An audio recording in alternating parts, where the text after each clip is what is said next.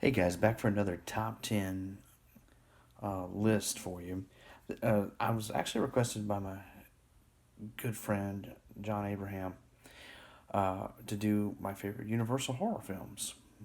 So I got to thinking about it, and I've come up with what I believe are my top 10 favorite Universal horror films of all time. Now, there's one I'm going to put outside the top 10 because it's not Universal, but they do own the rights to it. It's Island of Lost Souls, which I believe is hands down the best version of the Dr. Moreau story. So if you haven't seen it, get the Criterion. Pretty awesome. So top 10 films. I'm gonna start with number 10. It's Abbott and Costello meets Frankenstein. Abbott and Costello meets Frankenstein is an absolute horror comedy classic that has Bela Lugosi, Lon Chaney Jr., and Glenn Strange as for the Frankenstein's monster, uh, all mixing it up. It's a funny film, has a few great moments. Wolfman's makeup is top notch. It's always good to see Lugosi playing Dracula again. So it's a fun film that deserves to be in everybody's collection.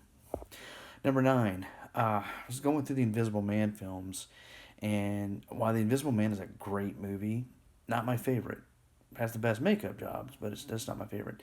I really like the Invisible Agent. The Invisible Agent, again, is set in the 40s, a wartime movie, and it's the agents actually fighting against Nazis using that formula. It's a really good film. Peter Lorre's in it, and it's just a different take, seeing it in like a hero form, which is something we hadn't really seen.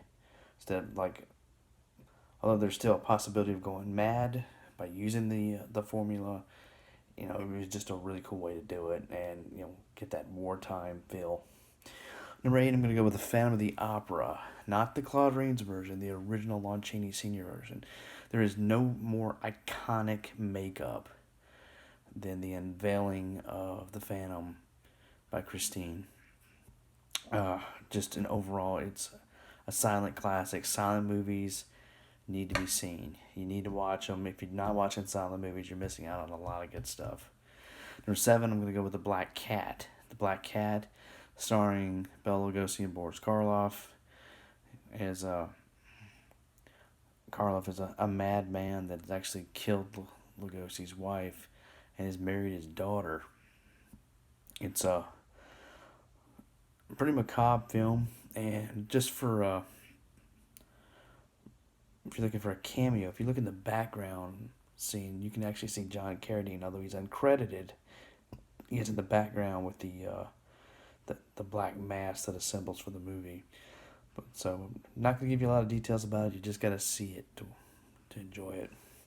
Number 6, I'm gonna go with Son of Frankenstein, my favorite of the Frankenstein films. I mean, again, the cast is just superb with Karloff, who doesn't speak in the movie. He stopped talking, like he did in Bride of Frankenstein. But overall, it's a fun film. Bela Lugosi steals the show. Basil Rathbone's in it. Just a solid follow up that doesn't get enough talk, and it actually was the first horror movie made after the horror ban of that like the 2 year horror ban in Hollywood. So when it came out in '39, it's good to have. Number 5, The Mummy's Hand.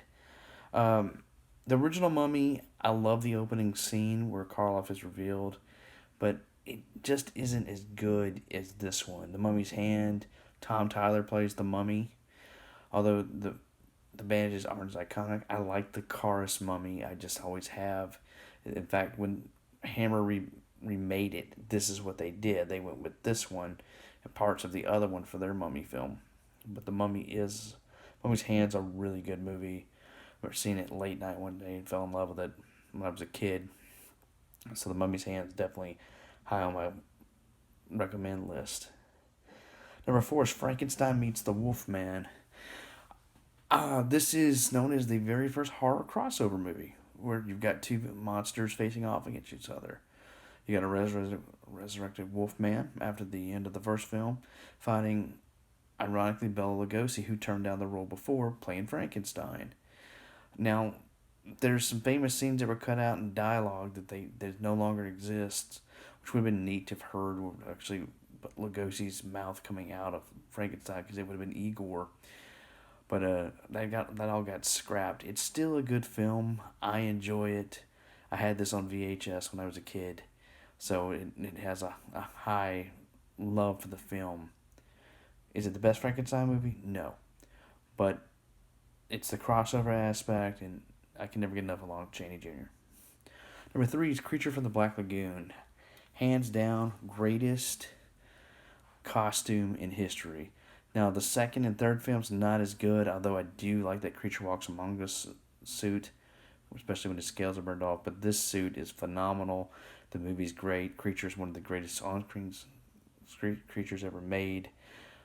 If they ever remake this, I hope they go back to the basics and not some of the weird designs I've seen. There's some other things that have just been absolutely awful.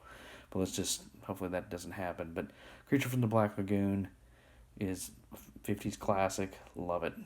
Number two is The Wolfman. The Wolfman is so iconic. It is the movie is the whole reason why we have the silver bullets killing werewolves, the full moon. Everything you know about werewolves happens because of this movie. This movie is iconic. I like Wolfmen, not like the American Werewolf in London style where they're more dog-like. I just never liked that style wolf. So Cursed is a better film to me. But The Wolfman is the most iconic, the original. Lon Chaney steals the show. Claude Rains is in this. I mean, it's a great cast, great atmosphere. Even Lugosi has a small part in it as Bella. And my top favorite Universal horror film is Dracula. This is the film that started it all for me as a horror fan. My mom tells me I got up late night going to the bathroom. It was coming on. It caught my eye. I begged her to see it, and I fell in love with it. And I'm still in love with it to this day. Lugosi steals the show. Renfield, with Dwight Fry, is just fantastic. I mean, it does follow the play, and I'm fine with that. Dracula is the greatest horror film ever made in my eyes as far as the classics go. I mean, and without it, we wouldn't have the rest of these films on this list. So, because if it failed, we just wouldn't have any of this great stuff. So, there's another top 10 list for you. My top 10 favorite Universal horror films. Again, thanks for watching, and have a wonderful night.